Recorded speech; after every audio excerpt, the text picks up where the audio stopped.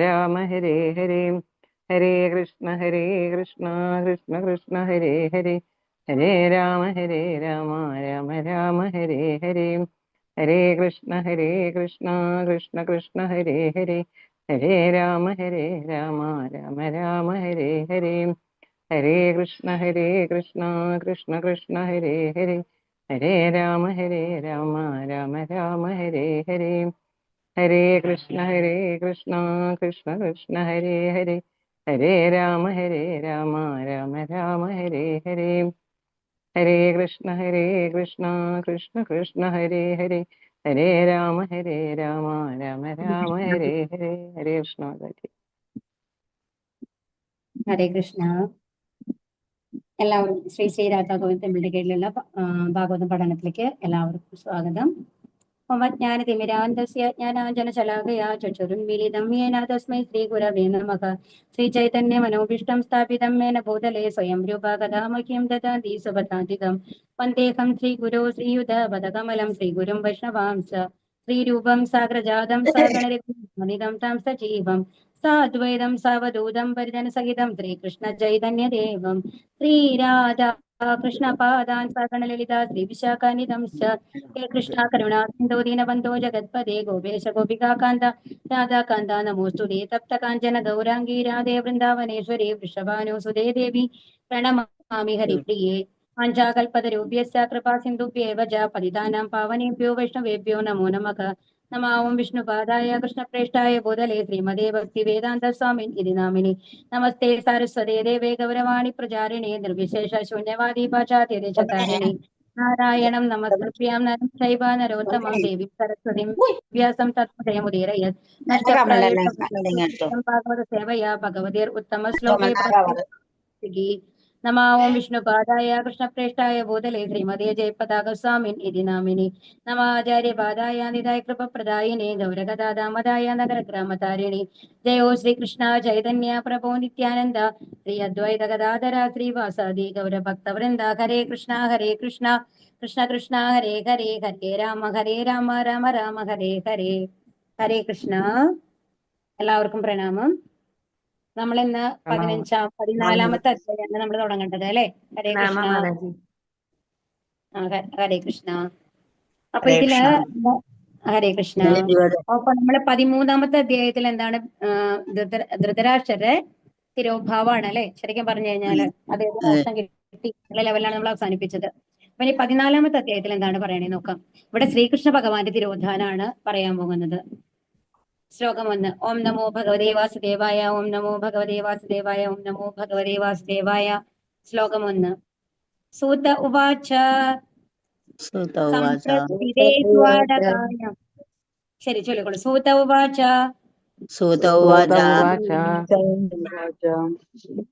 സംപ്രസ്ഥിതേ ദ്വാരകായാം ജിഷ്ണോ ബന്ധൂ ദിദൃക്ഷയാ.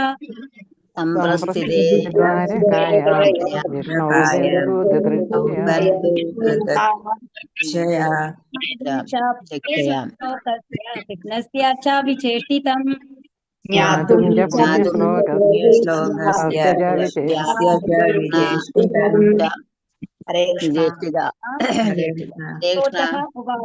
ശ്രീ സൂത ഗോസ്വാമി പറഞ്ഞു.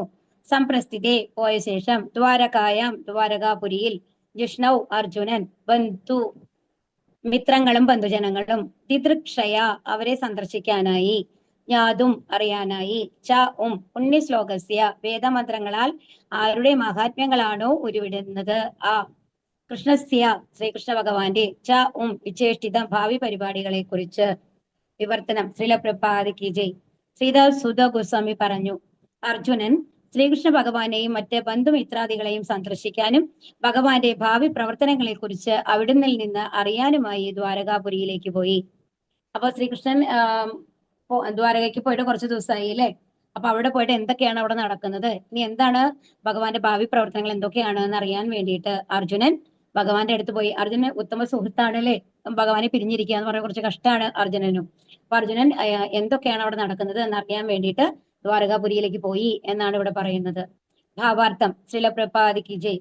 ഭഗവത്ഗീതയിൽ പ്രതിപാദിച്ചിരിക്കുന്നത് പോലെ ശിഷ്ട സംരക്ഷണത്തിനും ദുഷ്ടനിഗ്രഹത്തിനുമായിട്ടാണ് ഭഗവാൻ ഭൂമിയിൽ അവതരിച്ചത്. ആകയാൽ കുരുക്ഷേത്ര യുദ്ധാനന്തരം മഹാരാജാവ് യുധിഷ്ഠിരനെ അവരോധിച്ച ശേഷം ഭഗവാന്റെ ദൗത്യം പൂർത്തിയായിരുന്നു. പാണ്ഡവരെല്ലാം വിശേഷിച്ചും ശ്രീ അർജുനനും ഭഗവാന്റെ നിത്യ സഹചാരികളായിരുന്നു. അതിനാൽ ഭഗവാന്റെ ഭാവി പ്രവർത്തന പദ്ധതികളെ കുറിച്ച് നേരിട്ട് കേട്ടറിയുവാനായി അർജുനൻ ദ്വാരകയിലേക്ക് പോയി. അപ്പൊ എന്താണ് പറയുന്നത്? എന്തിനാണ് ഭഗവാൻ വരുന്നത്?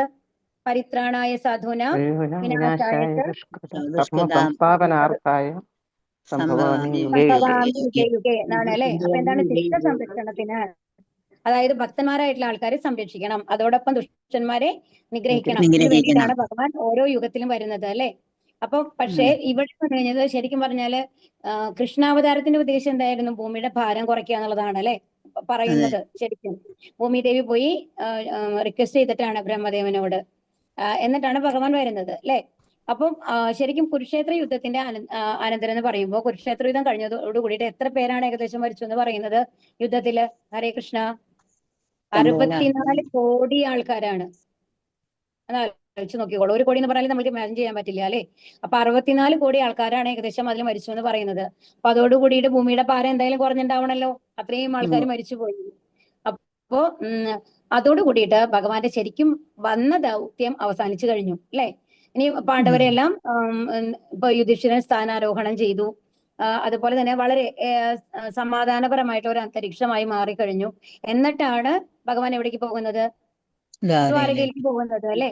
അപ്പൊ ഇനി അതുകൊണ്ട് ഇനി എന്താണ് ഇനി ഭഗവാന്റെ ഭാവി പരിപാടി എന്താണ് എന്നറിയാൻ വേണ്ടിയിട്ട് അർജുനൻ എവിടേക്ക് പോയി? ദ്വാരകയിലേക്ക് പോയി. ഓം നമോ ഭഗവതേ വാസുദേവായ. ഓം നമോ ഭഗവതേ വാസുദേവായ. ഓം നമോ ഭഗവതേ വാസുദേവായ. യദീദാ കദിചിന്മാസാ തദാനായ തദോർജുനഃ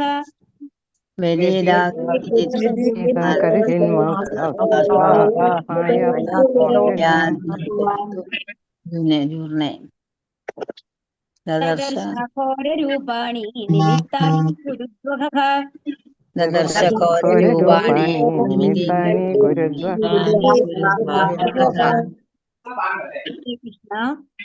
വ്യതീതാക കടന്നുപോയ ശേഷം, പതിച്ചിത് കുറെ, മാസാഹ മാസങ്ങൾ, തഥാ ആ സമയം, ന ആയാൽ മടങ്ങി വന്നില്ല, തഥക അവിടെ നിന്നും, അർജുനക അർജുനൻ, ദദർശ ദർശിച്ചു, ഘോര ഭയാനകമായ, രൂപാണി കാഴ്ചകൾ, നിമിത്താനി പലതരം നിമിത്തങ്ങൾ, കുരു ഉദ്വഹക മഹാരാജാവ് യുധിഷ്ഠിരൻ.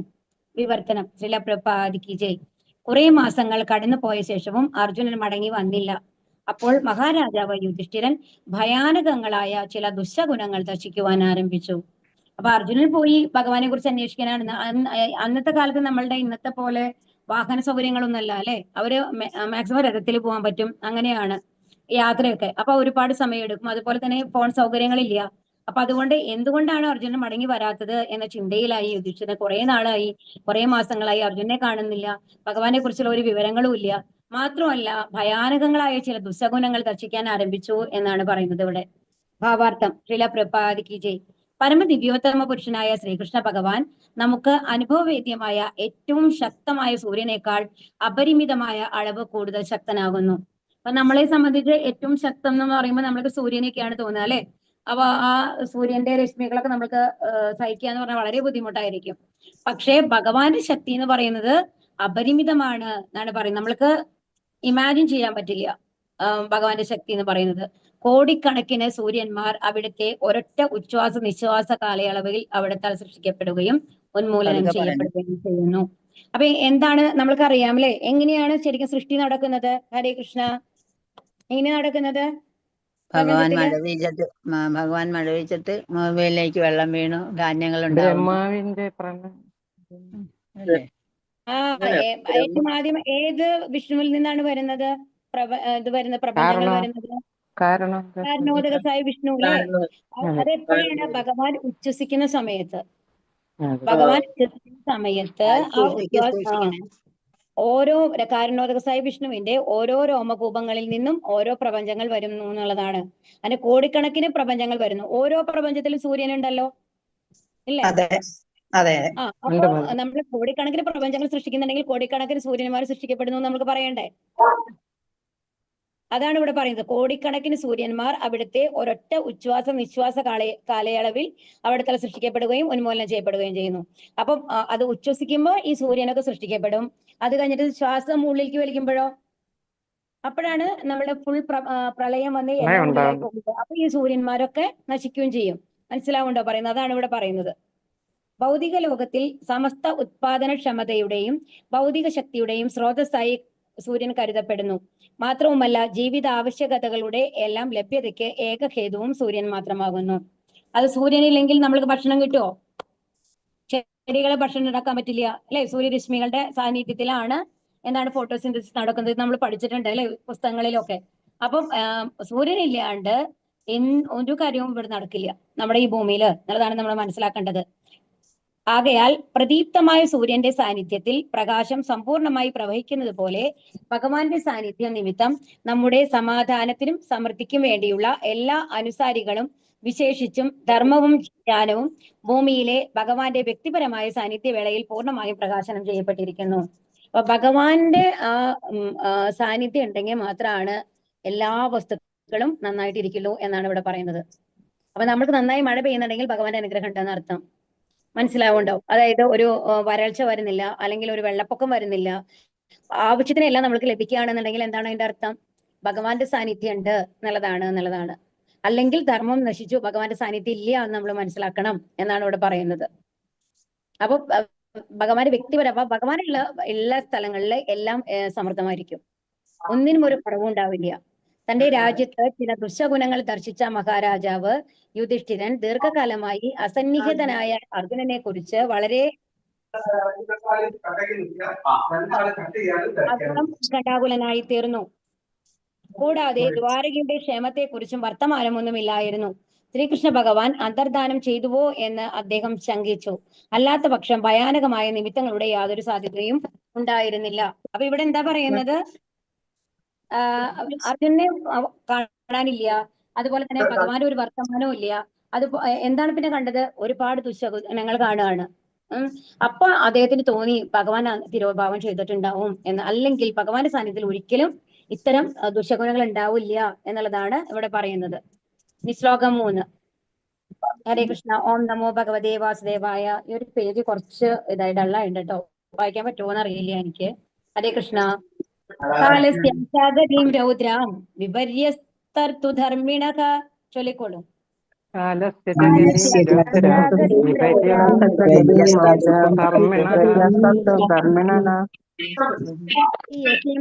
വാർത്താം ക്രോധലോഭാന്യതാന്മനാം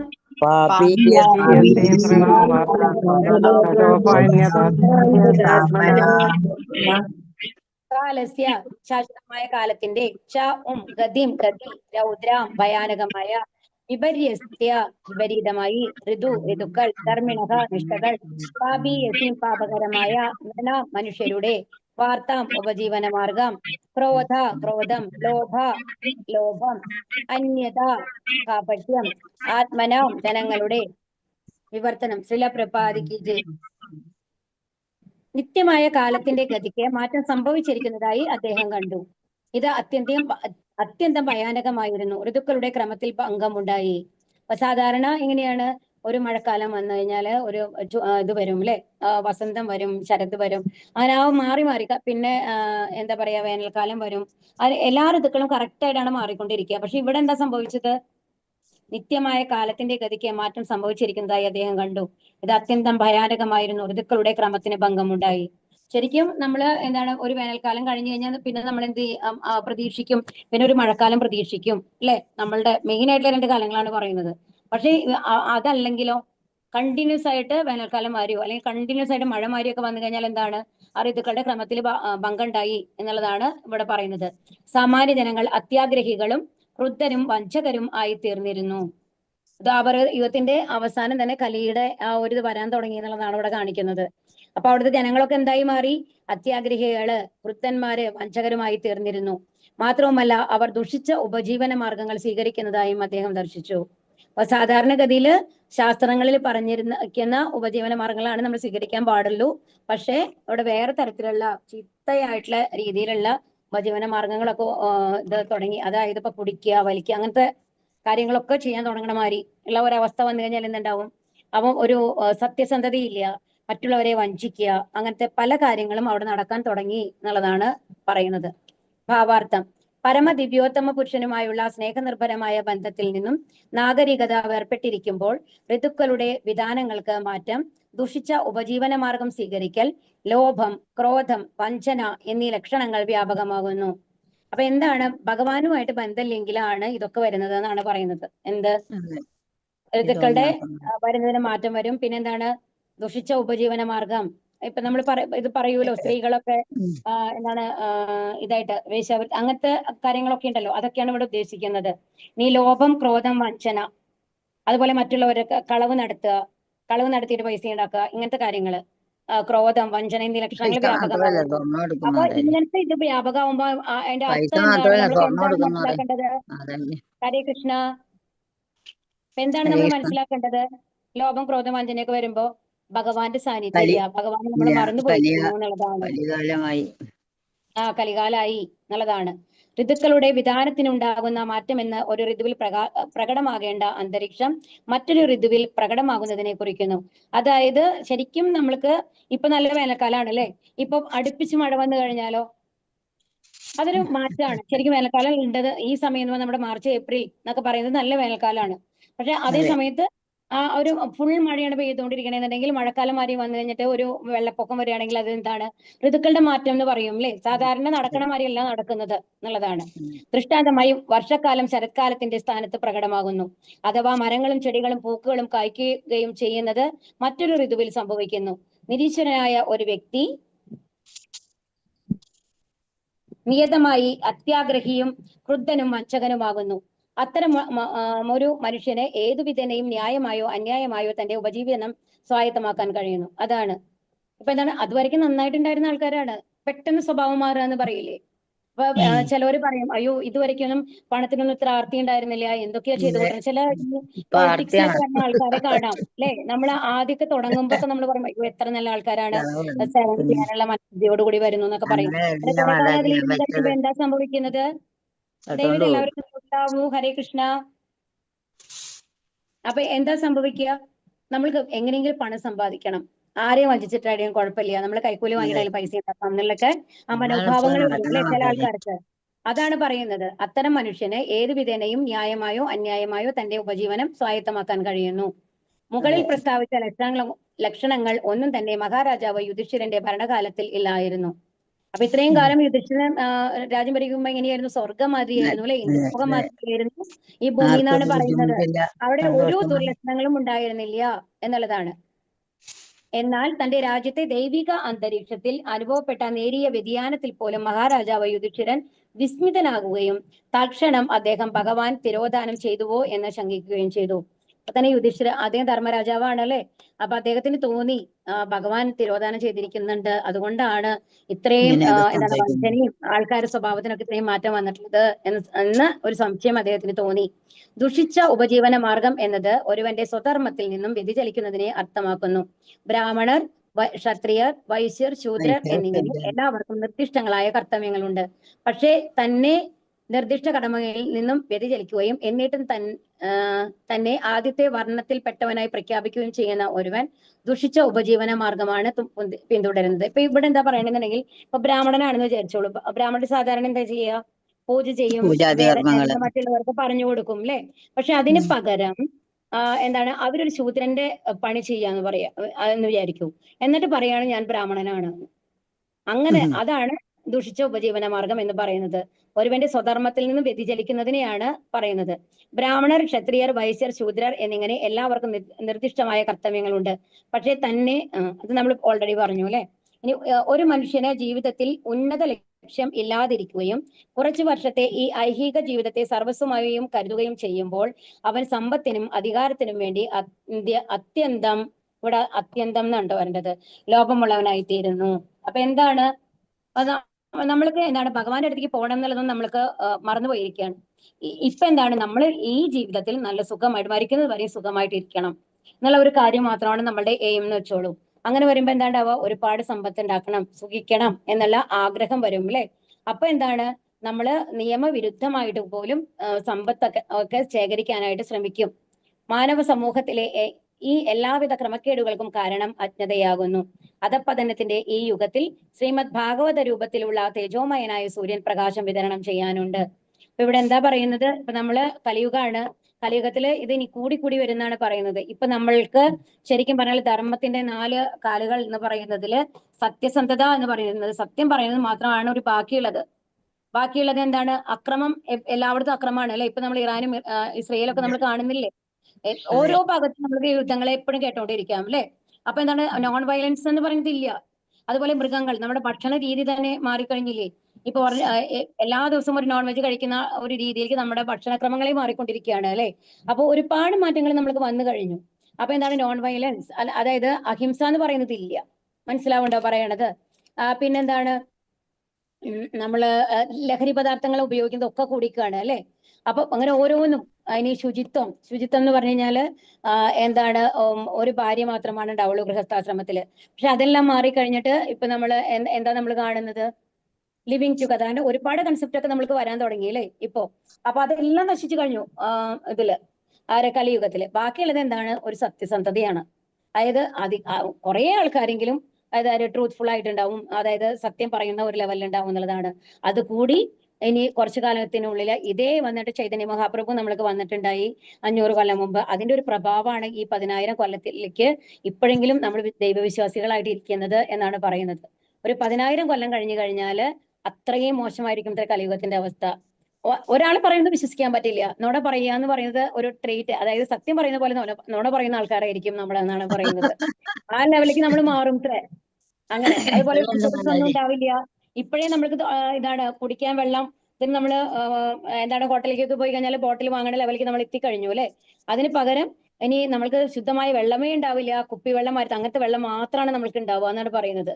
അതുപോലെ എന്താണ് മരങ്ങളിലൊന്നും എന്താണ് വെജിറ്റബിൾസ് ഒന്നും ഉണ്ടാവില്ല, പഴങ്ങൾ ഉണ്ടാവില്ല. അങ്ങനത്തെ ഒരു അവസ്ഥയൊക്കെ വന്നു കഴിഞ്ഞിട്ട് അത്രയും കഷ്ടപ്പെടും. അപ്പൊ ലാസ്റ്റ് ആവുമ്പോഴേക്കും അത്രയും മോശമായ ഒരു അവസ്ഥയിലേക്കാണ് കലിയുഗം പോവുക എന്നുള്ളതാണ് പറയുന്നത്. അതാണ് ഇവിടെ പറയുന്നത്. പക്ഷെ അതിനെല്ലാത്തിനും ഇതിനെല്ലാം ഒരു മോചനായിട്ട് നമ്മൾക്ക് എന്താ തന്നിട്ടുള്ളത് കലിയുഗത്തില്? ഹരിനാമ സങ്കീർത്തനം, ശ്രീമദ് ഭാഗവത രൂപത്തിലുള്ള തേജോമയനായ സൂര്യൻ പ്രകാശം വിതരണം ചെയ്യാനുണ്ട്. ഭാഗവതം പഠിക്കുക. ഭാഗവതം വെറുതെ കയ്യിൽ വെച്ചിട്ട് കാര്യമില്ല. നമ്മൾ ഭാഗവതം പഠിച്ച് ഭാഗവതത്തിനനുസരിച്ച് നമ്മൾ ജീവിക്കാൻ പഠിക്കണം. സങ്കീർത്തന യജ്ഞം ചെയ്ത് ഭഗവാന് പ്രസാദം വെച്ച് അങ്ങനെ ഒരുപാട് ആൾക്കാരുണ്ടായി കഴിഞ്ഞാൽ എന്താണ് ഈ നമ്മളുടെ ഇത് മാറും അല്ലെ? ഭഗവാൻ അനുഗ്രഹം ഉണ്ടെന്നുണ്ടെങ്കിൽ കലിയുഗത്തിൽ ഈ കഷ്ടങ്ങളെല്ലാം കുറഞ്ഞു വരും എന്നുള്ളതാണ്. ശ്ലോകം 4. ഓം നമോ ഭഗവതേ വാസുദേവായ. ജിഹ്മപ്രായം വ്യവഹൃതം ശാഠ്യമിശ്രം ച സൗഹൃദം. ചൊല്ലിക്കോളും.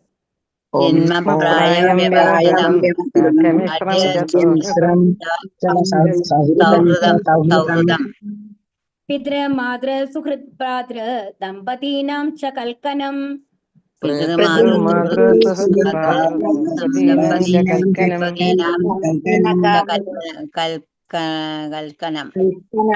ഹരേ കൃഷ്ണ.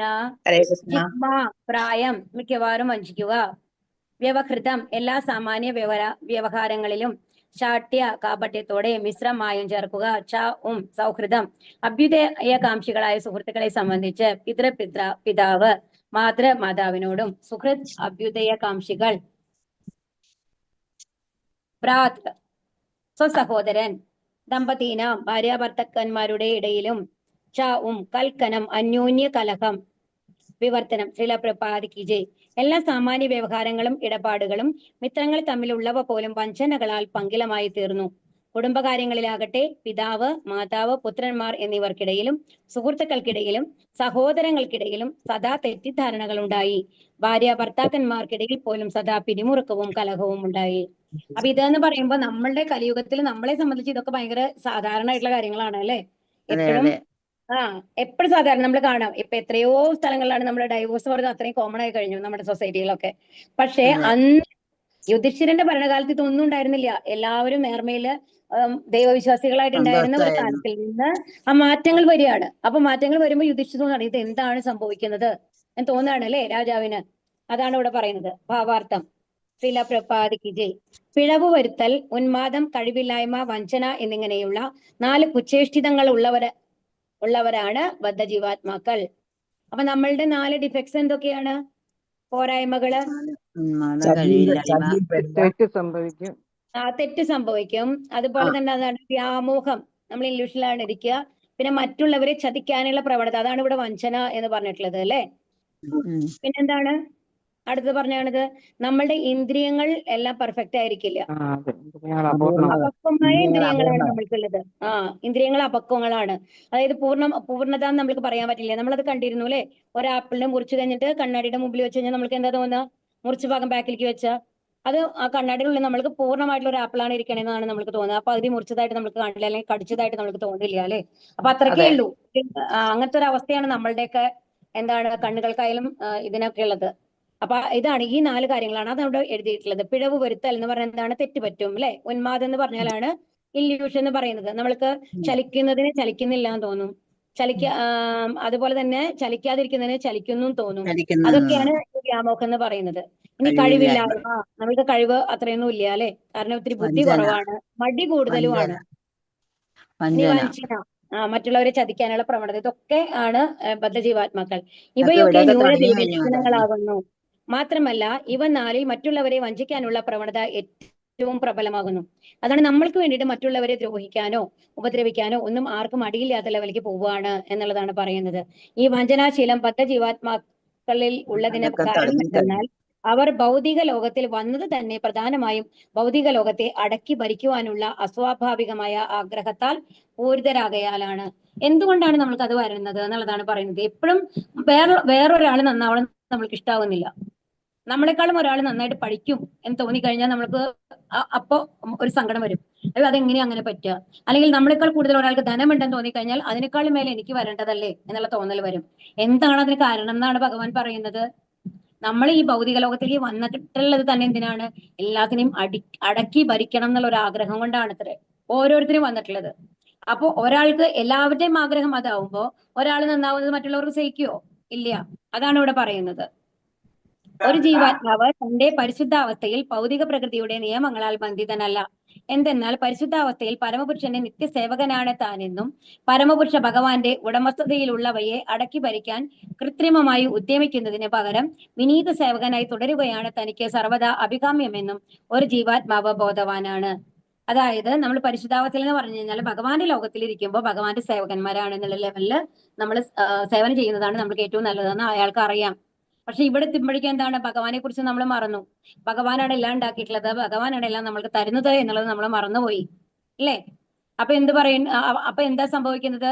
ഒരിക്കലും അങ്ങനെയായി തീരാൻ കഴിയില്ലെങ്കിലും ഒരു പക്ഷെ താൻ കാണുന്നതിന്റെ എല്ലാം യജമാനനായി ആയി തീർന്നാൽ പോലും ബദ്ധാവസ്ഥയിൽ ഒരു ജീവാത്മാവ് ഒരിക്കലും സംതൃപ്തനാവുകയില്ല. ഇനിയിപ്പോ നമ്മൾക്ക് എന്താ മനസ്സിലാക്കേണ്ടത്? ശരി, ഓക്കെ, ഇപ്പൊ ഒരാൾ വന്നു കഴിഞ്ഞിട്ട് ഇപ്പൊ നമ്മൾക്ക് അറിയാമല്ലേ, ഒരുപാട് പൈസയുള്ള ആൾക്കാർ, ഇപ്പൊ നമ്മൾ അംബാനി അവരൊക്കെ നമ്മൾ പറയും അത്രയും പണമുണ്ട് അവർക്ക്, എന്നാലും അവർ ഹാപ്പി ആണോ? പൂർണ്ണമായും തൃപ്തരാണോ? ആയിരിക്കുമോ? ആയിരിക്കില്ല അല്ലേ. അതാണ് ഈ ഭൗതിക ലോകത്തിൽ ഒരിക്കലും ഒന്നല്ലെങ്കിൽ എന്തെങ്കിലും ഒരു അസുഖം ഉണ്ടാവാം, അല്ലാന്നുണ്ടെങ്കിൽ അടുത്തത് ഇനി ഇതെല്ലാം നഷ്ടപ്പെടുമോ എന്നുള്ളൊരു ഭയം ഉണ്ടാവാം. എന്തായാലും ഒരു ജീവാത്മാവ് ഒരിക്കലും സംതൃപ്തനാവുകയില്ല. ആകയാൽ അവൻ ഏറ്റവും അടുത്ത ഉറ്റ ബന്ധുക്കളിൽ നിന്ന് പോലും എല്ലാവിധ വഞ്ചനകളുടെയും ഇരയായിത്തീരുന്നു. അതാണ് ഉറ്റ ബന്ധുക്കൾ പോലും എന്താണ് അവരെക്കാളും നന്നായി നമ്മളിന്ന് കണ്ടു കഴിഞ്ഞാൽ അപ്പൊ എന്തെങ്കിലും ഒരു പാര വെക്കും അല്ലെ. അതാണ് ഇവിടെ പറയുന്നത്. അത്തരം അസംതൃപ്താവസ്ഥയിൽ പിതാവിന്റെയും പുത്രന്മാരുടെയും ഇടയിലോ അല്ലെങ്കിൽ ഭാര്യ ഭർത്താക്കന്മാരുടെ ഇടയിലോ പോലും സ്വരച്ചേർച്ചയില്ല. അപ്പൊ ഭാര്യ ഭർത്താക്കന്മാർ തന്നെ സമാധാനമായിട്ട് ഇരിക്കുന്ന വീടുകൾ വളരെ കുറവായിരിക്കും അല്ലെ. അതായത് എപ്പോഴും അടിച്ചുകൊണ്ടിരിക്കുന്നല്ല, എന്നാലും എന്തെങ്കിലുമൊക്കെ അസ്വാരസ്യങ്ങൾ എപ്പോഴും ഉണ്ടായിക്കൊണ്ടിരിക്കും അല്ലെ. എന്നാൽ നേരിടുന്ന ഈ എല്ലാവിധ ബുദ്ധിമുട്ടുകളെയും ഒരേ ഒരു പ്രക്രിയയാൽ തന്നെ ലഘൂകരിക്കാൻ കഴിയുന്നു. ആ ഏക പ്രക്രിയ ഭഗവാന്റെ ഭക്തിയുടെ സേവനമാകുന്നു.